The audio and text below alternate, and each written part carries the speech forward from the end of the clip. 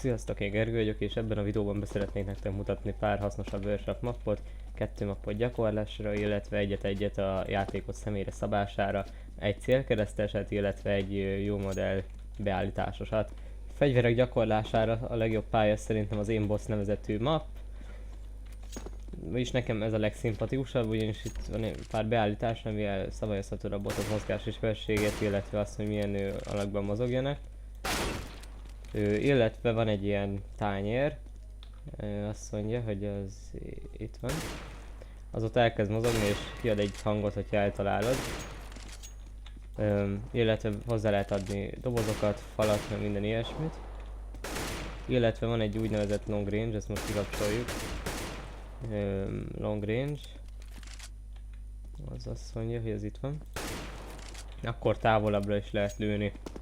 A most következő mappunk az Smoke Training, azaz smoke-ok gyakorlására van kitalálva, illetve flashek, és van itt molotov is.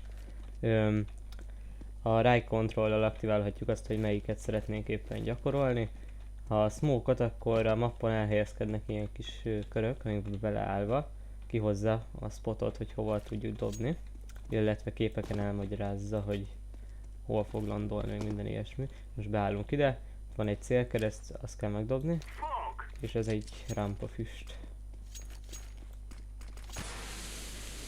Szóval igen, és ilyen már nagyon sok mapról van, ennek is kirakom majd a linkjét a leírásba.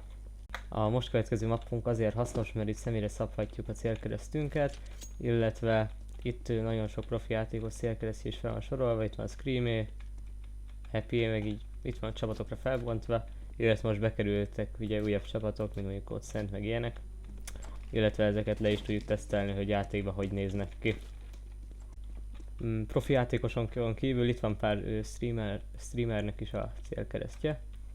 Illetve ha ide jövünk, akkor itt be tudjuk állítani magunktól, hogy milyen nagyságú legyen.